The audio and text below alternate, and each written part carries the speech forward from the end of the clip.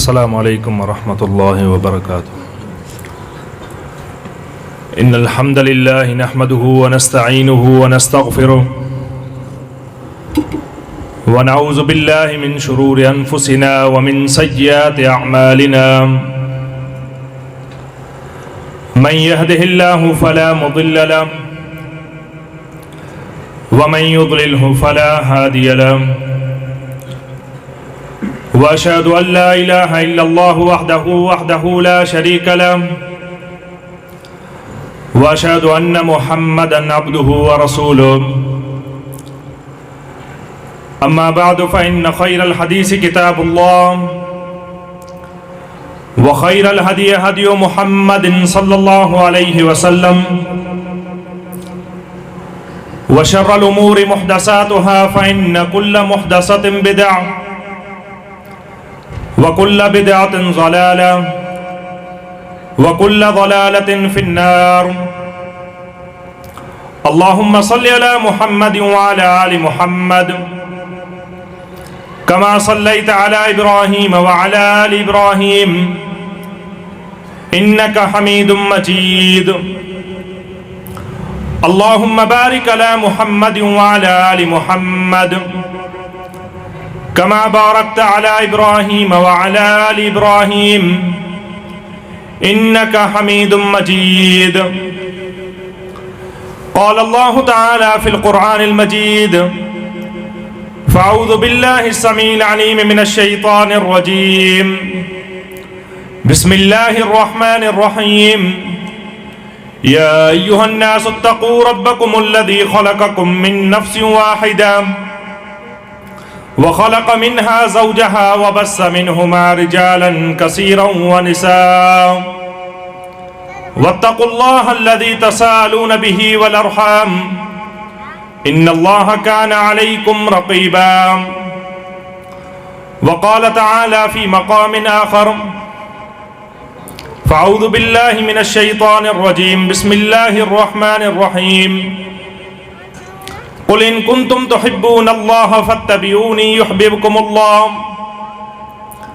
व क़ाल नबिय्यु सल्लल्लाहु अलैहि वसल्लम अन वासिलता इब्निल अस्क़अ रज़ियल्लाहु तआला अन्हु क़ाल क़ाल रसूलुल्लाह सल्लल्लाहु अलैहि वसल्लम इन्नल्लाह अस्तफ़ा किनानता मिन वलद इस्माईल वस्तफ़ा क़ुरैशन मिन किनाना वस्तफ़ा बनी हाशिमिन मिन क़ुरैशिन वस्तफ़ानी मिन बनी हाशिमिन वाना सय्यिदु वुल्दि आदम वला फ़ख़्र वाना अव्वलु मन तंशक़्क़ु अन्हुल अर्दु वाना अव्वलु शाफ़िइन वाना अव्वलु मुशफ़्फ़िइन। रवाहुल हाकिम फ़ी मुस्तदरकिही व अस्लुहु फ़ी मुस्लिम। अल्लाह रब्बुल आलमीन हर शख्स जा मिट माइट ऐं रिश्तेदार बणाइनि। रिश्तेदारी जी अहमियत जे हवाले सां तव्हां असांजे दोस्त असांजे वॾे असांजे उस्ताद फ़ज़ीलतु शेख अब्दुल जलील साहब असांजो ख़िताब ॿुधो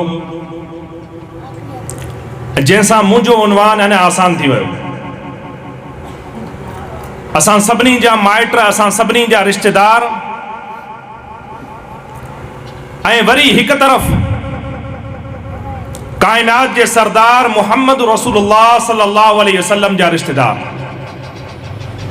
असां सभिनी के भी माइट आहिनि, असां सभिनी जी भी औलाद आहे, असां सभिनी जा भी भाइर आहिनि, दोस्त आहिनि, चाचा आहिनि। अहिड़ी तरह अल्लाह जे नबी सल्लल्लाहु अलैहि वसल्लम जा भी इहे रिश्तेदार हुया। मुस्तदरे हाकिम जे अंदर जेका मूं तव्हां जे साम्हूं रिवायत पढ़ी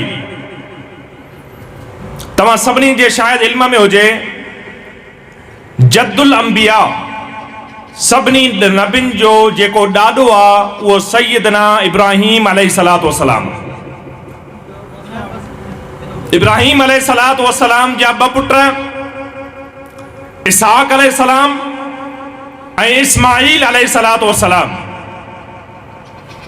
इसहाक अलैहिस्सलातु वस्सलाम जा बनु इसराइल सॼे नबूवत जो सिलसिलो आहे। उन्हनि जो औलाद, उन्हनि जो पुटु याकूब अलैहिस्सलाम ऐं उन्हनि जो लक़ब इसराइल, उन्हनि मज़ा जेका बि नबूवत जो सिलसिलो सॼो आयो कंहिंमां आयो? इसहाक अलैहिस्सलाम मां। उन खां बाद में याकूब अलैहिस्सलातु वस्सलाम खां वठी करे सैयदना ईसा अलैहिस्सलातु वस्सलाम ताईं।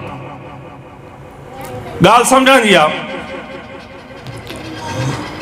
अल्लाह जे नबी सल्लल्लाहु अलैहि वसल्लम जो जेको सिलसिलो आहे उहो ज़बीहुल्लाह इस्माईल अलैहिस्सलातु वस्सलाम जे मंझां अचे थो। इस्माईल अलैहिस्सलातु वस्सलाम जी औलाद मंझां आख़िरी नबी मुहम्मद रसूलुल्लाह सल्लल्लाहु अलैहि वसल्लम आया। नबी अलैहिस्सलातु वस्सलाम फरमायो, इन्नल्लाह अस्तफ़ा किनानत मिन वलद इस्माईल। किनाना हिकिड़े शख्स जो नालो हुयो। नबी अलैहिस्सलातु वस्सलाम फरमायो, अल्लाह रब्बुल आलमीन किनाना खे इस्माईल अलैहिस्सलातु वस्सलाम जी औलाद मज़ा पसंद कयो। वरी किनाना मज़ा अल्लाह रब्बुल आलमीन कुरैश खे पसंद कयो। वरी कुरैश मज़ा अल्लाह रब्बुल आलमीन बनु हाशिम खे पसंद कयो। वरी बनु हाशिम मज़ा अल्लाह रब्बुल आलमीन मुहम्मद रसूलुल्लाह सल्लल्लाहु अलैहि वसल्लम खे पसंद कयो। अल्लाह जे नबी सल्लल्लाहु अलैहि वसल्लम फरमायो, वाना अव्वलु वाना सय्यिदु वुल्द आदम वला फख्र। अल्लाह रब्बुल आलमीन मूंखे आदम अलैहिस्सलातु वस्सलाम जी तमाम तर औलाद जो सरदार बनायो आहे, सरदार।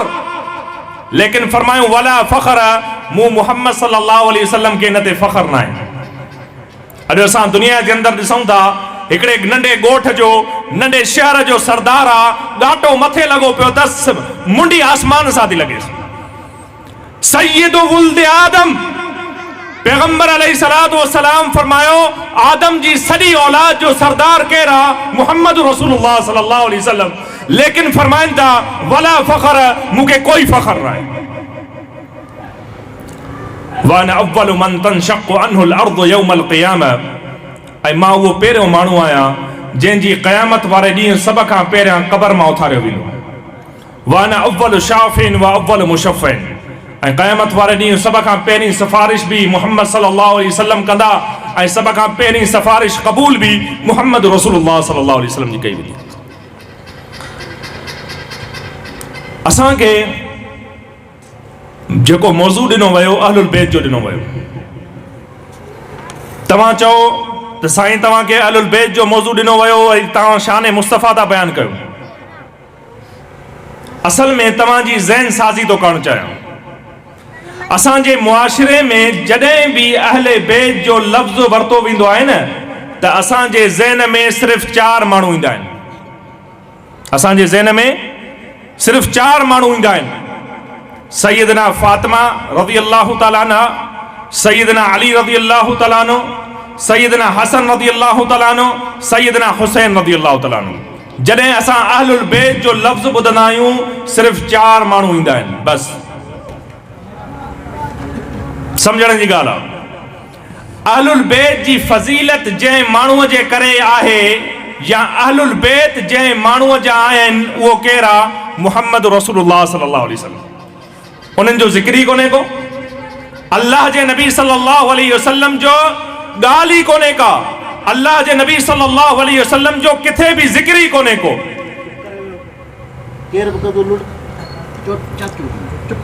हाणे सभ खां पहिरियां तव्हांखे जेकॾहिं अहलुल बैत जी शान सम्झणी आहे न, त सभ खां पहिरियां अहलुल बैत जे शान ऐं मक़ाम ऐं मर्तबो जंहिंजे करे आहे, उहो केरु आहे? मुहम्मद रसूलुल्लाह सल्लल्लाहु अलैहि वसल्लम। हाणे तव्हांखे ख़बर पइजी वई त अहलुल बैत जो सरदार, सॼी उम्मत जो सरदार, सॼी आदम जी औलाद जो सरदार केरु आहे? मुहम्मद रसूलुल्लाह सल्लल्लाहु अलैहि वसल्लम। हाणे असांजे खे वरी पंहिंजे मौज़ूअ खे फैलाइणो पवंदो त अहलुल बैत में शामिल केरु आहिनि। छा इहे 4 फ़र्द शामिल आहिनि? सिर्फ़ क़ुरान मजीद सूरह अहज़ाब आयत नंबर 28 खां वठी करे आयत नंबर 34 ताईं वञी करे तर्जुमो पढ़ो। 21वें पारे जी सूरत आहे। तव्हां अॼु ई वञी सभिनी मुस्लमाननि जे मथां इहा दावत फ़िक्र ॾियां थो। कंहिं ते तनक़ीद करणु मक़सदु न आहे, पंहिंजे ज़हन खे खोलियो। अल्लाह जो कलाम अॼु बि तव्हांजे घरनि जे अंदरि मौजूदु आहे, उनखे पढ़ो वञी तर्जुमे सां ऐं ॾिसो त अहलुल बैत मां असल मुराद केरु आहे। सूरह अहज़ाब आयत नंबर 28 खां वठी करे 34 ताईं वञी करे तर्जुमो पढ़ो। इन आयतुनि जे अंदरि अल्लाह रब्बुल आलमीन मां मुख़्तसर ॻाल्हियूं कंदुमि ऐं पंहिंजी ॻाल्हि खे ख़तमु कंदुमि। साथनि खे तवज्जो थोड़ी खपे मूंखे। अल्लाह रब्बुल आलमीन इन आयतुनि जे अंदरि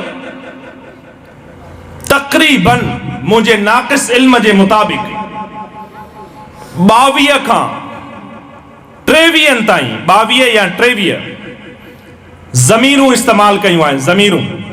ज़मीर सम्झो था न, ज़मीरूं इस्तेमाल कयूं आहिनि। कंहिंजियूं जमा मुअन्नस ऐं मुखातिब जूं।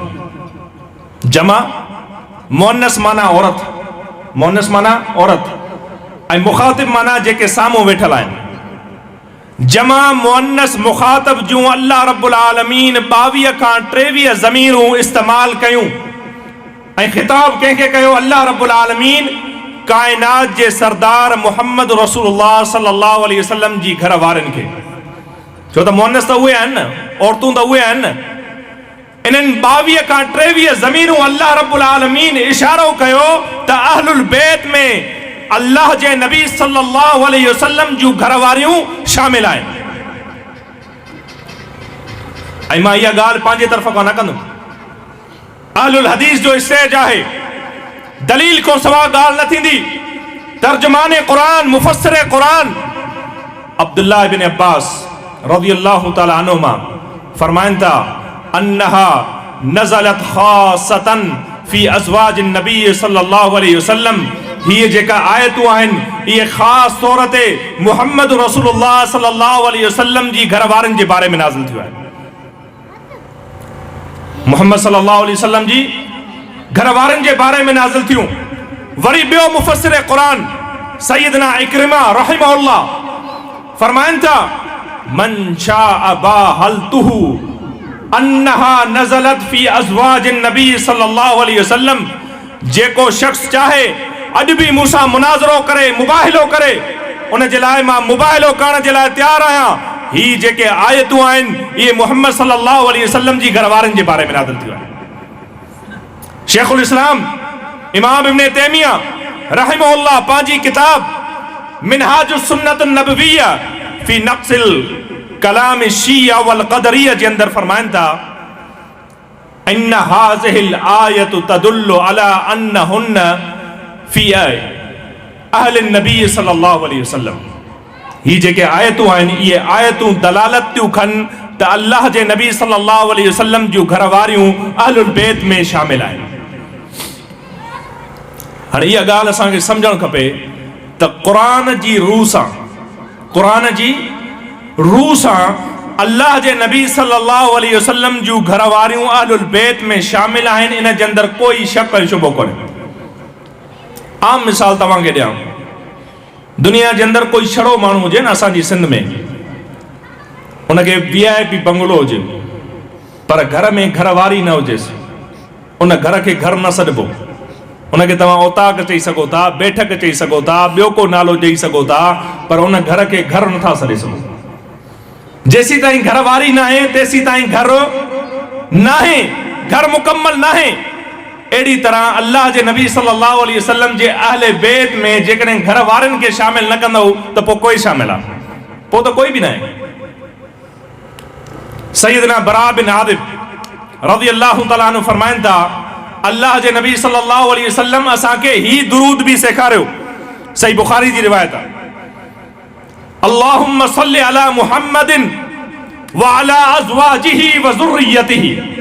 ए अल्लाह रहमतू नाज़िल फरमाए मुहम्मद सल्लल्लाहु अलैहि वसल्लम जे आल ते, मुहम्मद सल्लल्लाहु अलैहि वसल्लम जी घर वारनि ते, मुहम्मद सल्लल्लाहु अलैहि वसल्लम जी औलाद ते।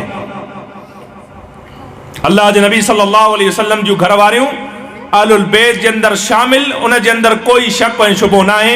क़ुरान जी ॻाल्हि तो कयां मां, क़ुरान जी ॻाल्हि। हाणे अचूं था असल ॻाल्हि जी तरफ़, जेको मूं शुरू जे अंदरि तस्करो कयो त चार माण्हू सैयदना हसन रज़ी अल्लाह तआला अन्हु, सैयदना हुसैन रज़ी अल्लाह तआला अन्हु, सैयदा फातिमा रज़ी अल्लाह तआला अन्हा, सैयदना अली रज़ी अल्लाह तआला अन्हु। छा पोइ ये अहलुल बैत में शामिल न आहिनि? ये भी शामिल आहिनि। अल्लाह रब्बुल आलमीन छा फरमायो, इन्नमा युरीदुल्लाहु लियुज़हिब अन्कुमुर रिज्स अहलल बैति व युतहिरकुम तत्हीरा। अहलुल बैत में त घर वारियूं शामिल थी वयूं। ए अहलुल बैत, अल्लाह चाहे थो त तव्हां खां नजासत ऐं पलीती दूर थी वञे ऐं अल्लाह तव्हां खे मुकम्मल तौर ते पाक ऐं साफ़ करे। हाणे दावत फ़िक्र गौर करण जी ॻाल्हि अञा तव्हांखे ॿुधायां, शायदि तव्हां गौर कयो हुजे, इल्मु माण्हू आहियो। हाणे जेका रिवायत बयान कई वेंदी आहे, अल्लाह जे नबी सल्लल्लाहु अलैहि वसल्लम सैयदना अली खे, सैयदा फातिमा खे, सैयदना हसन ऐं हुसैन रज़ी अल्लाह तआला अन्हुम खे चादर में दाख़िल कयो, चादर में दाख़िल कयो। इन रिवायत खे बयान करण वारो केरु आहे? शायदि कॾहिं असां इन ते गौर न कयो आहे। रिवायत खे कोई न कोई त बयान कंदो न। इन रिवायत खे बयान करण वारो केरु आहे? कॾहिं असां इन ते गौर न कयो आहे। अॼु करे वठूं, इन ते असां कॾहिं गौर शायदि न कयो हुजेसे। अॼु असां इन जे मथां बि गौर करे वठूं त इहा आयत, इहा हदीस त सभु बयान कंदा आहिनि त अल्लाह जे नबी सल्लल्लाहु अलैहि वसल्लम चादर जे अंदरि सैयदना अली खे, फातिमा खे, हसन खे, हुसैन खे दाख़िल कयो। लेकिन इन रिवायत खे बयान करण वारो केरु आहे? इन रिवायत खे बयान करण वारी उम्मुल मुमिनीन, असांजी तव्हांजी सभिनी ईमान वारनि जी अम्मड़ सैयदा आयशा रज़ी अल्लाह तआला अन्हा। सभु बयान कंदा इहा रिवायत। इन ते अचो त इन रिवायत खे बयान करण वारो केरु आहे? अल्लाह जे नबी सल्लल्लाहु अलैहि वसल्लम जी प्यारी घरवारी अम्मी आयशा रज़ी अल्लाह तआला अन्हा बयान फरमाइनि थियूं, जॾहिं इहा आयत नाज़िल थी, अन नबी सल्लल्लाहु अलैहि वसल्लम दा अलियन व फातिमत व हसनन व हुसैनन व अलैहि मिरतुम मिन शअरिन फअदखल फीहा व क़ाल अल्लाहुम्मा आहुलाई अहल बैती। फरमाइनि थियूं, जॾहिं इहा आयत नाज़िल थी, अल्लाह जे नबी सल्लल्लाहु अलैहि वसल्लम सैयदना अली खे, सैयदा फातिमा खे, सैयदना हसन खे, सैयदना हुसैन खे हिकिड़ी चादर में दाख़िल कयो ऐं दाख़िल करण खां बाद में छा फरमायो, अल्लाहुम्मा हाउलाई अहल बैती फतहिरहुम ततहीरा। ए अल्लाह, ही भी मुंहिंजा अहलुल बैत आहिनि, हिननि खे बि तूं पाक फरमा। अफ़सोस सां चवणो पवे थो अल्लाह जे नबी सल्लल्लाहु अलैहि वसल्लम जी। हाणे तव्हांजो ज़हन कुशादो थींदो त अहलुल बैत में सिर्फ़ इहे चार माण्हू शामिल न आहिनि। अहलुल बैत जो जेको दायरो आहे उहो इंतिहाई वसी आहे, कुशादो आहे। अञा बि इनखे कुशादो कंदासीं। सभ खां पहिरियां अहलुल बैत जे अंदरि अल्लाह जे नबी सल्लल्लाहु अलैहि वसल्लम जूं घरवारियूं, ऐं घरवारनि जे अंदरि सभ खां अफ़ज़ल केरु? उम्मुल मुमिनीन सैयदा खदीजतुल कुबरा रज़ी अल्लाह तआला अन्हा। तव्हां रिवायत ॿुधी, अल्लाह जे नबी सल्लल्लाहु अलैहि वसल्लम ते जॾहिं पहिरीं वही नाज़िल थी ऐं औरतुनि जे अंदरि सभ खां पहिरियों इस्लाम क़बूल कंहिं कयो? खदीजतुल कुबरा रज़ी अल्लाह तआला अन्हा। नबी अलैहिस्सलातु वस्सलाम वटि सैयदना जिब्राइल अलैहिस्सलातु वस्सलाम आया असल शक्ल जे अंदरि, ऐं हिकिड़ो माण्हू अचे जेका मख़लूक कॾहिं का ॾिठी न हुजे। ऐं जिब्राइल अलैहिस्सलातु वस्सलाम केॾी वॾी मख़लूक आहे, तव्हां शायदि रिवायत ॿुधी हुजे। सही मुस्लिम जे अंदरि अल्लाह जे नबी सल्लल्लाहु अलैहि वसल्लम फरमायो, राइतु जिब्राइल अला सूरतिही लहू सित्तु मियतु जनाहिन। मूं जिब्राइल अलैहिस्सलातु वस्सलाम खे असल सूरत में ॾिठो। जिब्राइल अलैहिस्सलातु वस्सलाम जा हिकु न, ॿ न, टे न, बल्कि 600 पर हुया। 600 पर सद्दल उफ़ुक़, सॼे आसमान खे ढकियूं वेठा हुया। एॾी वॾी मख़लूक अचानक अचे ऐं चए, या अय्युहल मुद्दसिर क़ुम फ़अंज़िर व रब्बक फ़कब्बिर। ए चादर खे ओढ़ण वारा, उथी पंहिंजे रब जी दावत ॾे।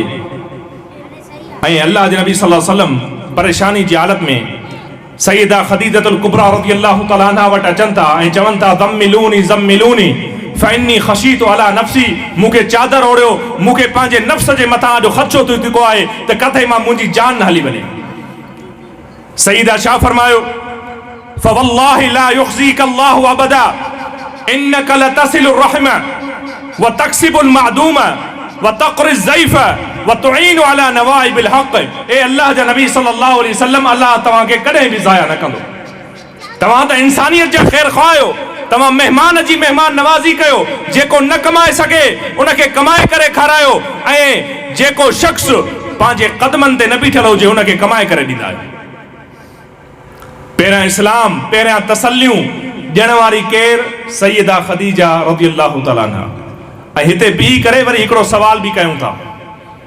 दावत फ़िक्र, तनक़ीद न आहे, दावत फ़िक्र, ज़हननि खे कुशादो कयो। सैयदा फातिमा कंहिंजी धीउ आहे? ख़दीजतुल कुबरा रज़ियल्लाहु तआला अन्हा। धीउ खे अहलुल बैत में शामिल आहे ऐं उनजी अमड़ अहलुल बैत में शामिल न आहे। इहो किथां जो इंसाफ़ आहे?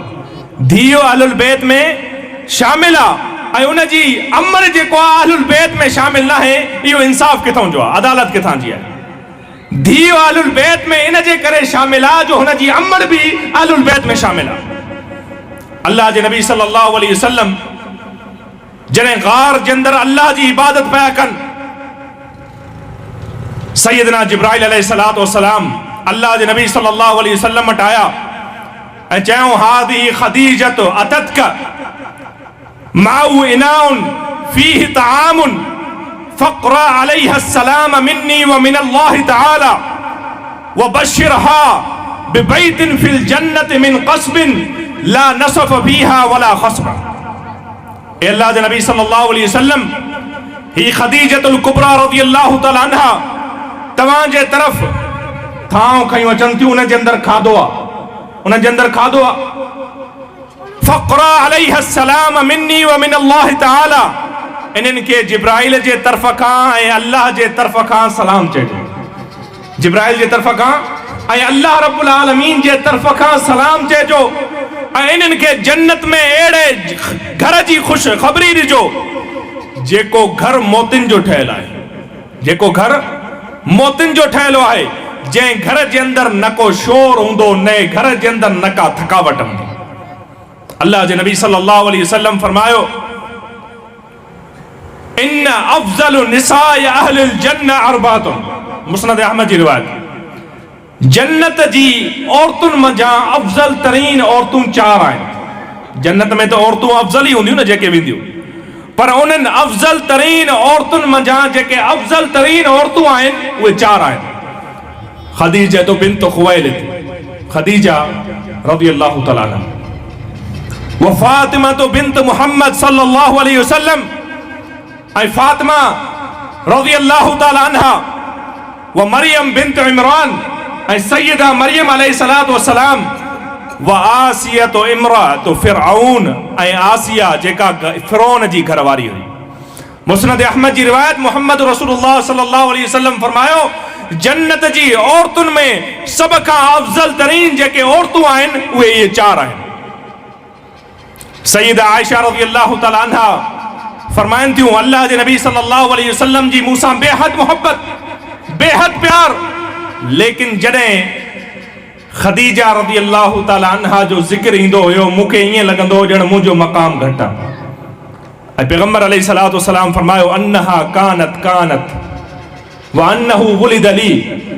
ख़दीजा रज़ियल्लाहु तआला अन्हा जी हीअ बि ख़ूबी हुई। ख़दीजा रज़ियल्लाहु तआला अन्हा जी हीअ बि ख़ूबी हुई। ख़दीजा रज़ियल्लाहु तआला अन्हा जी हीअ बि ख़ूबी हुई। ऐं पैगम्बर अलैहिस्सलातु वस्सलाम फरमायो, सभ खां वॾी ख़ूबी जो अल्लाह रब्बुल आलमीन ख़दीजा रज़ियल्लाहु तआला अन्हा मां मूंखे औलाद नसीब फरमाई। ऐं सैयदा आयशा रज़ियल्लाहु तआला अन्हा फरमाइनि पियूं, कान्नहु लम यकुन इम्रातुन इल्लल ख़दीजा। ऐं मां चवंदी हुयमि, ए अल्लाह जे नबी सल्लल्लाहु अलैहि वसल्लम, ॼण दुनिया जे अंदरि ख़दीजा रज़ियल्लाहु तआला अन्हा खां सवाइ ॿी का औरत ई कोन्हे। एतिरी पैगम्बर खे यादि, एतिरी पैगम्बर अलैहिस्सलातु वस्सलाम जी मोहब्बत, प्यार ऐं उल्फत, ऐं असां अॼु उनखे अहलुल बैत में शामिल न कयूं, सभ खां वॾी नाजाइज़ी आहे। पंहिंजे ज़हननि खे कुशादो कयो, पंहिंजे ज़हननि खे वसी कयो, पंहिंजे ज़हननि खे खोलियो, महदूद न रखो, क़ुरान जी तालीम हासिल कयो, मुहम्मद रसूलुल्लाह सल्लल्लाहु अलैहि वसल्लम जे फरमान जी तालीम हासिल कयो। उन खां बाद में सैयदा आयशा रज़ियल्लाहु तआला अन्हा, मुख़्तसर तौर ते सैयदना अब्दुल्लाह बिन अमर बिन आस रज़ियल्लाहु तआला अन्हु, तव्हांखे शायदि ख़बर हुजे मुहम्मद रसूलुल्लाह सल्लल्लाहु अलैहि वसल्लम जी हिकु आदत मुबारक हुई।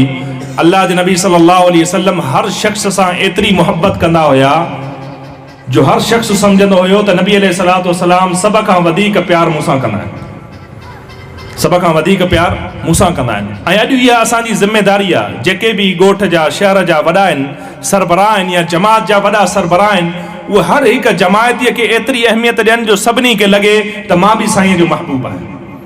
इहा ज़िम्मेदारी आहे वॾे जे मथां। फरमाईंदा त मूं हिकु ॾींहुं पुछियो, ए अल्लाह जे नबी सल्लल्लाहु अलैहि वसल्लम, मन अहब्बु नास इलैक, माण्हुनि में सभ खां वधीक तव्हांखे महबूब केरु आहे? माण्हुनि में इंसाननि जे अंदरि सभ खां वधीक महबूब तव्हांखे केरु आहे? पैगम्बर अलैहिस्सलातु वस्सलाम फरमायो, आयशा। सभ खां वधीक मुंहिंजी मोहब्बत कंहिंसां आहे? सैयदा आयशा रज़ियल्लाहु ताला। वरी सहाबी सवाल खे मटियो, तब्दील कयो, चई अल्लाह जे नबी सल्लल्लाहु अलैहि वसल्लम मिनर रिजाल, औरतुनि मां नथो पुछां, मर्दनि मां थो पुछां। पैगम्बर अलैहिस्सलातु वस्सलाम फरमायो, जेकॾहिं मर्दनि मां पुछे थो फ अबूहा, पोइ आयशा जो अबो अबू बकर सिद्दीक़ रज़ियल्लाहु ताला। ऐं सैयदा आयशा रज़ियल्लाहु ताला अन्हा, उहा औरत दुनिया जी समझदार तरीन फ़क़ीह तरीन औरत उहा आहे जो अॼु बि कुतुबे अहादीस जे अंदरि आयशा रज़ियल्लाहु ताला अन्हा खां तक़रीबन 2110 हदीसूं रिवायतूं आहिनि। जेको अहलुल बैत ते तनक़ीद करे, जेको अहलुल बैत में आयशा रज़ियल्लाहु ताला अन्हा खे शामिल न करे, अॼु मां उन जे साम्हूं सवाल थो रखी वञा त मुहम्मद रसूलुल्लाह सल्लल्लाहु अलैहि वसल्लम जूं सिर्फ़ 10 हदीसूं ॿुधाए, 2110 आहिनि न, 10 हदीसूं ॿुधाए मां उनखे हिन उम्मत जो फ़क़ीह मञण जे लाइ तयारु आहियां। ऐं सैयदा आयशा रज़ियल्लाहु ताला अन्हा उहा औरत आहे जो उन्हनि जे लिहाफ़ जे अंदरि, उन्हनि जी चादर जे अंदरि नबी अलैहिस्सलातु वस्सलाम हूंदा हुया, तॾहिं बि सैयदना जिब्राइल अलैहिस्सलातु वस्सलाम वही खणी ईंदा हुया। इहा दुनिया जी वाहिद औरत। ऐं सैयदा आयशा रज़ियल्लाहु ताला अन्हा जी शान जे लाइ, उन्हनि जे मक़ाम जे लाइ इहा ॻाल्हि ई काफ़ी आहे जो सही बुख़ारी जे अंदरि उम्मुल मुमिनीन सैयदा आयशा रज़ियल्लाहु ताला अन्हा बयान फरमाइनि थियूं, अन्नहु मा कुन्तु अज़ुन्नु अन्नहु नज़ल फी शैइन फी शअनी वहयुन युतला। जॾहिं इल्ज़ाम लॻो, तोहमत लॻी, त मूंखे इहो गुमान न हुयो, इहा पक हुई त अल्लाह रब्बुल आलमीन मुंहिंजी बरात हिन मां नाज़िल ज़रूर फरमाईंदो, लेकिन इहो यकीन न हुयो त अल्लाह क़ुरान जे अंदरि बरात नाज़िल फरमाईंदो।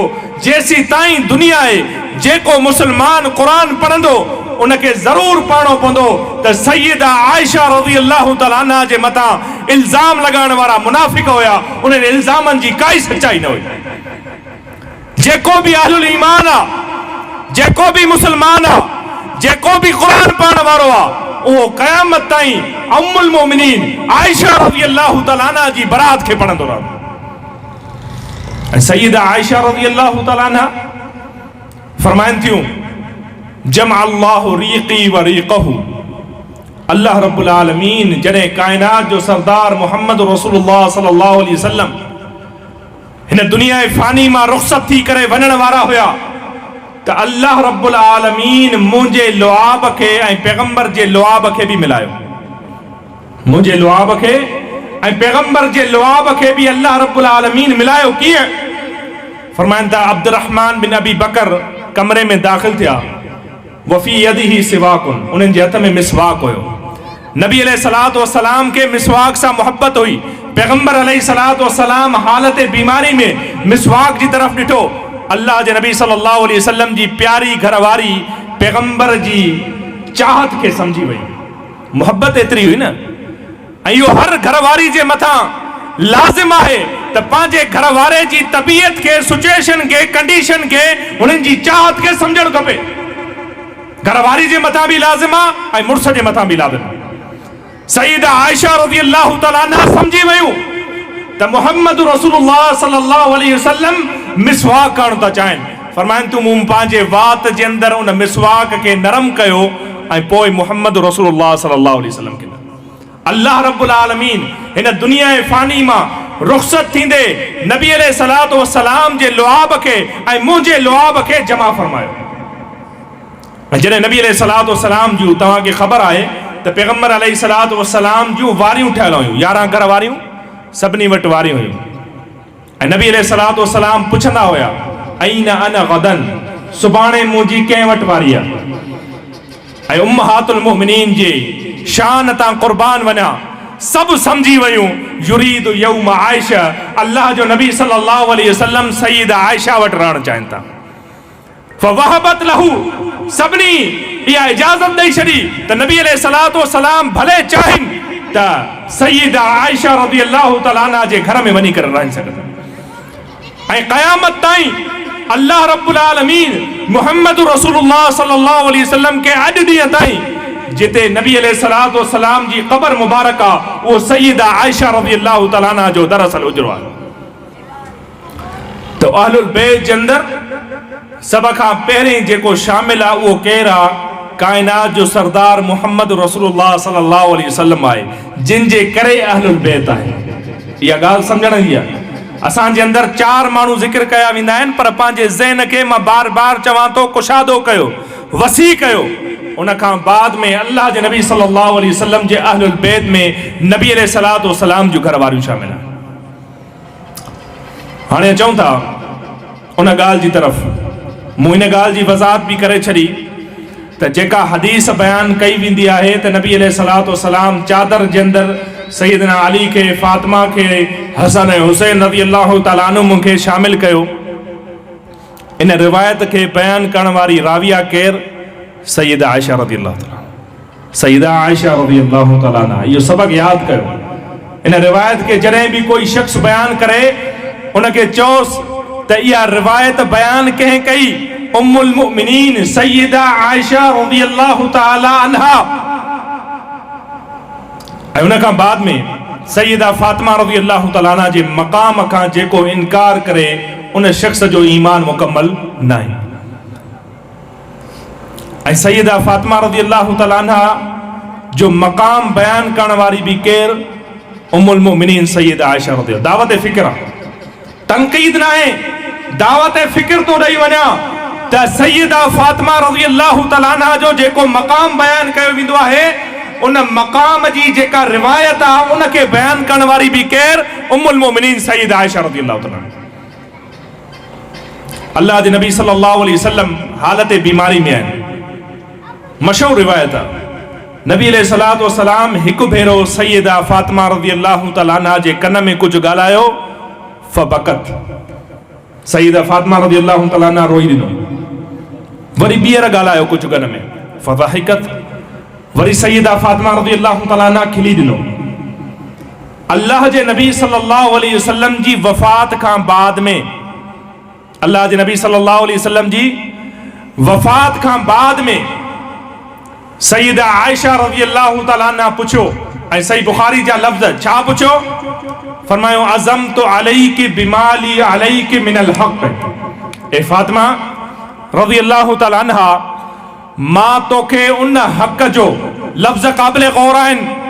अॼु मुस्लमान पंहिंजे ज़हन में ज़हन नशीन करे वठो। उम्मुल मोमिनीन सैयदा आयशा रज़ियल्लाहु तआला अन्हा बयान फरमाइनि थियूं, ए फातिमा रज़ियल्लाहु तआला अन्हा, मां तोखे उन हक़ जो कसम ॾियां थी जेको हक़ मुंहिंजो तुंहिंजे मथां आहे। कहिड़ो हक़? माउ थियण जो। मां तुंहिंजी माउ आहियां, उन माउ थियण जो कसम मां तोखे ॾियां थी, मूंखे उहो राज़ ॿुधाए जेको नबी अलैहिस्सलातु वस्सलाम तुंहिंजे कन में चयो। ऐं वरी अञा क़ाबिल गौर ॻाल्हि कहिड़ी आहे ख़बर अथव? उन हक़ जो सैयदा फातिमा रज़ियल्लाहु तआला अन्हा लाज बि रखियो, उहो राज़ बि ॿुधायो, छो त कसम अहिड़ो विधियलु हो न।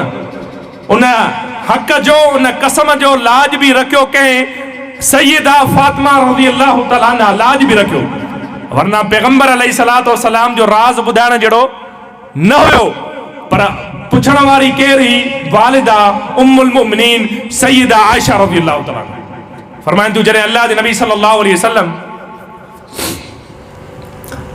मूंखे पहिरीं ॻाल्हि कन में चई त नबी अलैहिस्सलातु वस्सलाम फरमायो, इन्नी ज़नंतु अन्न अजली क़द इक़्तरब व इन्न जिब्राईल क़द आरद अलैयल क़ुरआन मर्रतैन। ए सैयदा फातिमा रज़ी अल्लाह तआला अन्हा, मां इहो सम्झां थो त मुंहिंजी हिन दुनिया फ़ानी मां रुख़्सत जो वक़्तु अची चुको आहे। छो त हिन साल सैयदना जिब्राइल अलैहिस्सलातु वस्सलाम रमज़ान जे महीने में हूअ मूंसां क़ुरान जो जेको ॿुधंदा हुया उहो हिकिड़ो दफ़ो ॿुधंदा हुया, पर हिन साल मूंखां 2 दफ़ा ॿुधो अथऊं। इहो इशारो आहे त मुंहिंजो हिन दुनिया फ़ानी मां वञण जो वक़्तु अची चुको आहे। फरमाइनि थियूं इन जे करे मूं रोई ॾिनो, छो त ॾुख एतिरो वॾो हुयो। नबी अलैहिस्सलातु वस्सलाम हिन दुनिया फ़ानी खे छॾे करे वञण वारा हुया। फरमाइनि थियूं वरी अल्लाह जे नबी सल्लल्लाहु अलैहि वसल्लम फरमायो, अमा तर्दा अन तकूनी सय्यदत निसाए अहलिल जन्नह। ए फातिमा रज़ी अल्लाह तआला अन्हा, छा तोखे इहा ॻाल्हि ॿुधी करे ख़ुशी नथी थिए त क़यामत वारे ॾींहुं सभिनी जन्नती औरतुनि जी सरदार केरु हूंदी? तूं हूंदीअ। फदहिक्तु, फरमाइनि थियूं इन जे करे मूं खिली ॾिनो। इहो राज़ हुयो, इहो राज़ मूंखे ॿुधायो कंहिं, मुहम्मद रसूलुल्लाह सल्लल्लाहु अलैहि वसल्लम जो राज़ अॼु मां ॿुधायां थी कंहिंखे, उम्मुल मोमिनीन सय्यदा आयशा रज़ियल्लाहु तआला अन्हा। हाणे इहो त बयानु कयो वेंदो आहे त नबी अलैहिस्सलातु वस्सलाम पंहिंजी प्यारी न्याणी सय्यदा फातिमा रज़ियल्लाहु तआला अन्हा खे फरमायो त तूं जन्नती औरतुनि जी सरदार आहे, पर इहो बयानु न कयो वेंदो आहे त इन रिवायत खे बयानु करण वारी केरु आहे? उम्मुल मोमिनीन सय्यदा आयशा रज़ियल्लाहु तआला। दावत फ़िक्र आहे, गौर करण जी ॻाल्हि आहे ऐं सोचण जी ॻाल्हि आहे, सम्झण जी ॻाल्हि आहे। पाण में इख़्तिलाफ़ जंहिंजो हुजे उहो उन जे शान में कुझु बयानु न कंदो आहे। जंहिंसां इख़्तिलाफ़ हुजे मुंहिंजे शान में कुझु बयानु कंदो न, जेकॾहिं कंहिं बि लफ़्ज़ चया बि लिकाईंदो, पर पाण में का इख़्तिलाफ़ न हुयो, रंजिश न हुई, मुहबत हुई, प्यार हुयो। ऐं रिश्तो कहिड़ो हुयो? माउ ऐं धीउ वारो। जंहिं रिश्ते जो कसम ॾिनो सय्यदा आयशा, ऐं उन कसम जो लाज रखियो कंहिं? सय्यदा फातिमा रज़ियल्लाहु तआला अन्हा। वरी ॿी मशहूर रिवायत, ऐं मां तव्हांखे ॿुधाईंदो हलां, सही बुखारी जे अंदरि इन रिवायत खे बयानु करण वारी सय्यदा आयशा आहे, ऐं इहा ई रिवायत मुस्नद अहमद जे अंदरि मौजूदु आहे। उन रिवायत जी राविया वरी ॿी उम्महातुल मोमिनीन मंझां सय्यदा उम्मे सलमा रज़ियल्लाहु तआला। ये सभु ॻाल्हियूं नोटिस कयो, पंहिंजे ज़हन में विहारियो, इहो सबक़ यादि कयो। ॿी फज़ीलत सय्यदा फातिमा जी रज़ियल्लाहु तआला अन्हा। फज़ीलतूं खोड़ आहिनि, पर मां तव्हांखे नोट थो करायां, जस्ट बयानु कई वेंदी आहे रिवायत, सही तरीन रिवायत आहे, हिन जे अंदरि कोई शक न आहे। नबी अलैहिस्सलातु वस्सलाम फरमायो, इन फातिमत बिदअतुम मिन्नी फमन अबग़दहा फ़क़द अबग़दनी वमन अहब्बहा फ़क़द अहब्बनी।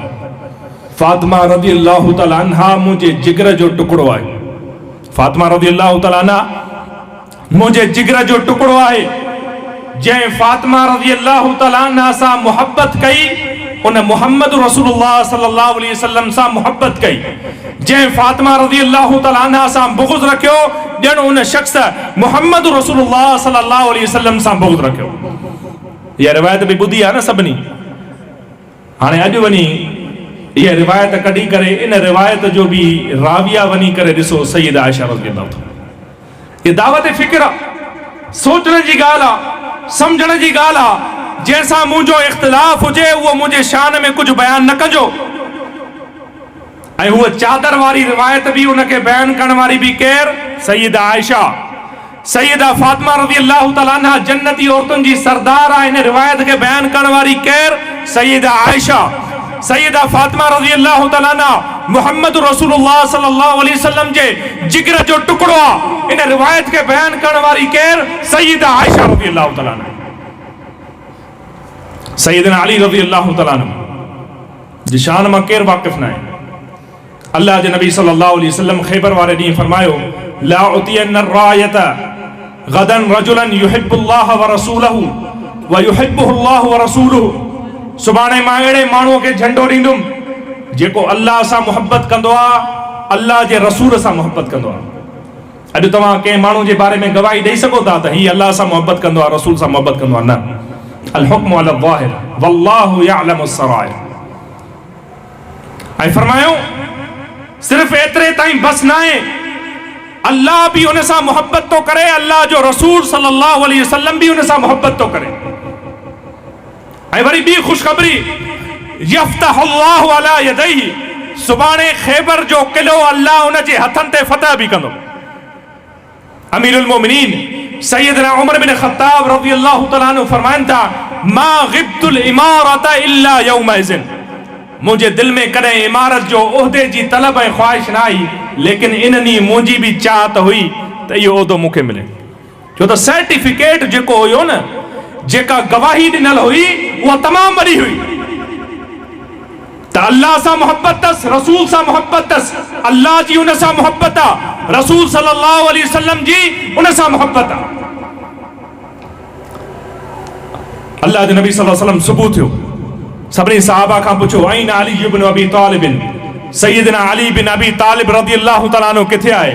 सहाबा चयो, हुआ यश्तकी फी ऐनैहि, अल्लाह जे नबी सल्लल्लाहु अलैहि वसल्लम हुन जी अखियुनि में तकलीफ़ आहे।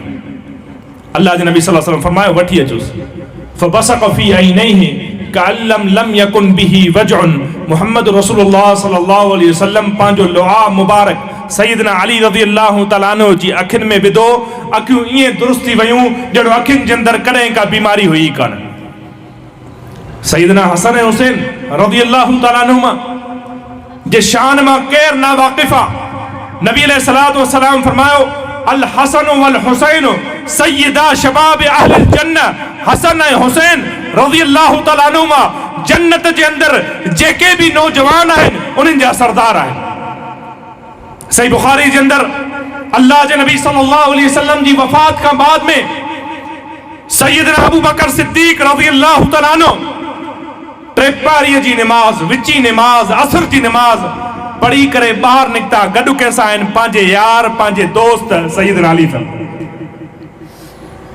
मस्जिद मां ॿाहिरि निकिरंदा आहियूं न, सभु जमायती हूंदा आहिनि, पर असां उन सां गॾु निकिरंदासीं जेको दोस्त हूंदो, जंहिंसां वधीक मोहब्बत हूंदी, वधीक प्यार हूंदो, उन सां गॾु निकिरंदासीं त गॾु काॾे हलूं, कंहिंसां मिलणु हलूं। अल्लाह जे नबी सल्लल्लाहु अलैहि वसल्लम जा ये ॿई साथी अबू बकर सिद्दीक़ रज़ियल्लाहु तआला अन्हु, सैयदना अली रज़ियल्लाहु तआला अन्हु टेपारीअ जी नमाज पढ़ी करे ॿई दोस्त गॾु ॿाहिरि निकिता। फरअल हसन यलअबु मअ सिबियान, अचानक नज़र पई सैयदना हसन रज़ियल्लाहु तआला अन्हु ते, ॿारनि सां गॾु खेॾनि पिया। फहमलहु अला आतिक़िही, अबू बकर सिद्दीक़ रज़ियल्लाहु तआला अन्हु सुन्नत मुहम्मदिया सल्लल्लाहु अलैहि वसल्लम के जिंदा कंदे सैयदना हसन रज़ियल्लाहु तआला अन्हु के पंहिंजे कुलनि ते विहारियो। छो त इन्हनि कुलनि ते, इन शख्सियत के कुलनि ते कंहिं विहारियो? मुहम्मद रसूलुल्लाह सल्लल्लाहु अलैहि वसल्लम। कुलनि ते विहारे करे छा फरमायो? शबीहन बिन नबी सल्लल्लाहु अलैहि वसल्लम वलैस बिशबीहिन बिअलिय्यिन व अलिय्युन यज़हक, हिन जी हू बहु मुशाबियत कायनात जे सरदार मुहम्मद रसूलुल्लाह सल्लल्लाहु अलैहि वसल्लम सां, कायनात जे सरदार मुहम्मद रसूलुल्लाह सल्लल्लाहु अलैहि वसल्लम सां, ऐं हिन जी मुशाबियत पंहिंजे अबे अलीअ सां नाहे रज़ियल्लाहु तआला अन्हु। व अलिय्युन यज़हक, अबू बकर सिद्दीक़ रज़ियल्लाहु तआला अन्हु जी इहा ॻाल्हि ॿुधी करे सैयदना अली रज़ियल्लाहु तआला अन्हु मुस्कुराइण लॻा। अबू बकर सिद्दीक़ रज़ियल्लाहु तआला अन्हु छा फरमायो? फरमायो, लक़राबतु रसूलिल्लाह सल्लल्लाहु अलैहि वसल्लम अहब्बु इलैया मिन नासिल क़राबती, मूंखे पंहिंजे माइटनि खां वधीक मुहम्मद रसूलुल्लाह सल्लल्लाहु अलैहि वसल्लम जा माइट महबूब आहिनि।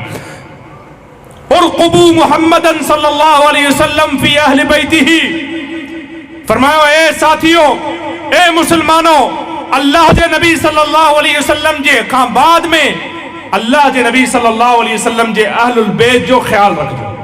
यो कंहिं फरमायो? अबू बकर सिद्दीक़ रज़ियल्लाहु तआला। सही मुस्लिम जे अंदर अल्लाह जे नबी सल्लल्लाहु अलैहि वसल्लम फरमायो, यूशिकु अन यअतिय रसूल रब्बी, अन क़रीब मुमकिन आहे मूं वटि अल्लाह जो रसूल अचे, अल्लाह जो पैगाम अचे, अल्लाह मूंखे पाण वटि घुराए। व अन्नी तरक्तु फीकुम सकलैन, ऐं मां तव्हां जे अंदरि ॿ शयूं छॾे थो वञा, ॿ शयूं छॾे थो वञा। किताबुल्लाह, नंबर 1 किताबुल्लाह, अल्लाह जो किताब क़ुरान मजीद, फीहि नूरुन व हुदन व हाज़ा हब्लुन ममदूदुन बैन अस्समाइ वल अर्ज़, हिन किताब जे अंदरि नूर भी आहे, हिन किताब जे अंदरि हिदायत भी आहे। ही किताब तव्हां जे ज़मीन खां वठी करे अल्लाह ताईं पहुचण जो ज़रियो आहे। अल्लाह ताईं जेकॾहिं पहुचणु चाहियो था त हिन किताब खे वठो। ऐं अफ़सोस सां चवणो थो पवे, असांजा खोड़ सारा दोस्त मुसलमान जेके अहलुल बैत जो तज़किरो कनि था, इहा ई रिवायत आहे, इन रिवायत जे अंदर अल्लाह जे नबी सल्लल्लाहु अलैहि वसल्लम सब खां पहिरियों तज़किरो कहिड़ी शइ जो कयो? किताबुल्लाह जो। किताबुल्लाह खे पढ़ो। असांजी उमिरियूं गुज़री वयूं, 60 साल 40 साल 50 साल उमिरि थी वई, घर जे अंदर क़ुरान मजीद पियो आहे, असां पढ़ण जे लाइ तयार न आहियूं। क़ुरान में पैगाम कहिड़ो आहे? जेकॾहिं असां क़ुरान मजीद खे खोले परे पढ़ूं आहे ऐं अहलुल बैत जो तज़किरो पढ़ूं आहे, असांखे ॻाल्हि सम्झ में अची वञे आहे, कंहिं मौलवीअ खां पुछण जी ज़रूरत न पवे, पर असां पढ़ियोसीं कोन। क़ुरान मजीद घरनि में पियो आहे, सिर्फ़ु उन ते गुल चाढ़ींदासीं, कपिड़े जे अंदरि वेड़े रखंदासीं। जॾहिं फ़ैसिले ते वञिणो हूंदो त क़ुरान पहिरियां खणी वेंदासीं। असां सिंधियुनि जो इहो कमु आहे न। न्याणीअ खे क़ुरान पढ़ाईंदासीं न, जॾहिं शादी थींदसि मथे ते रखी ॾींदासीं। अल्लाह जे नबी सल्लल्लाहु अलैहि वसल्लम फरमायो, मां तव्हांजे अंदरि 2 शयूं थो छॾे वञा। हिकु अल्लाह जो किताब, इन किताब जे अंदरि नूर आहे, इन किताब जे अंदरि हिदायत आहे। ही किताब अल्लाह ताईं पहुचण जो वाहिद ज़रियो आहे। व अहलु बैती, ऐं ॿी शइ छॾींदो थो वञा, मुंहिंजा अहलुल बैत। उज़क्किरुकुमुल्लाह फी अहलि बैती, मां तव्हांखे अल्लाह जी नसीहत कई वञा थो, अल्लाह जी वसियत कई वञा थो, मुंहिंजे अहलुल बैत जो ख़्यालु रखिजो। ऐं अॼु तव्हां पंहिंजो ज़हन कुशादो कयो त अहलुल बैत में जेके शामिल आहिनि अल्लाह जे नबी सल्लल्लाहु अलैहि वसल्लम जो अज़वाज मुतहरात, सैयदना फातिमा रज़ी अल्लाह तआला अन्हा, सैयदना अली रज़ी अल्लाह तआला अन्हु, सैयदना हसन ऐं हुसैन रज़ी अल्लाह तआला अन्हुमा, आले अब्बास जो तज़किरो असां कॾहिं न ॿुधोसीं। अल्लाह जे नबी सल्लल्लाहु अलैहि वसल्लम जो चाचो सैयदना अब्बास रज़ी अल्लाह तआला अन्हु अहलुल बैत में शामिल आहे। ऐं अहलुल बैत में उहे शामिल आहिनि नबी अलैहिस्सलातु वस्सलाम जा रिश्तेदार। इहा ॻाल्हि हमेशह ज़हन में रखणी आहे। जिन इस्लाम क़बूल कयो, जिन इस्लाम क़बूल कयो, जेके भले माइट हुजनि, इस्लाम क़बूल न कयूं, उहे अहलुल बैत में शामिल न आहिनि। इहा ॻाल्हि सम्झण जी आहे, इहा हमेशह ज़हन में रखण जी आहे। सैयदना अब्बास रज़ी अल्लाह तआला अन्हु नबी अलैहिस्सलातु वस्सलाम जो चाचो आहे, सहाबी आहे। ऐं सैयदना अब्बास रज़ी अल्लाह तआला अन्हु जी हिकिड़ी ख़ूबी तव्हांखे ॿुधाईंदो हलां। अब्बास रज़ी अल्लाह तआला अन्हु जा 10 पुट हुया। घणा? 10 पुट। ऐं उहे 10 जा 10 पुट बि सहाबी। 10 पुट पाण बि सहाबी, 10 पुट अल्लाह रब्बुल आलमीन नसीब कया, उहे 10 जा 10 पुट बि सहाबी। केॾो न वॾो मक़ाम आहे, केॾो न वॾो शरफ़ आहे, कहिड़ी न वॾी अहमियत आहे।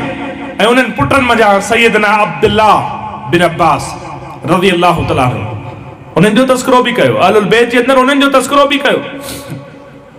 अल्लाह जे नबी सल्लल्लाहु अलैहि वसल्लम सैयदना अब्बास जे लाइ 3 दुआऊं कयूं। 3 दुआऊं।